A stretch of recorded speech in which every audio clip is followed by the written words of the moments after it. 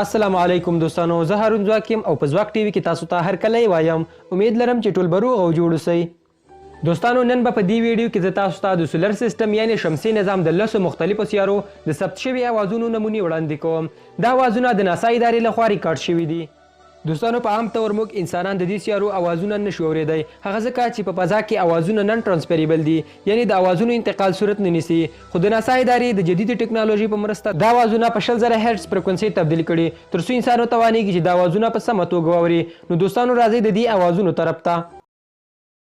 سبسکرایب کړئ ځواک ټي وي او د بیل آیکن هټ کړئ د معلوماتي ویډیوګانو تر ټولو مخکې د کتلو لپاره.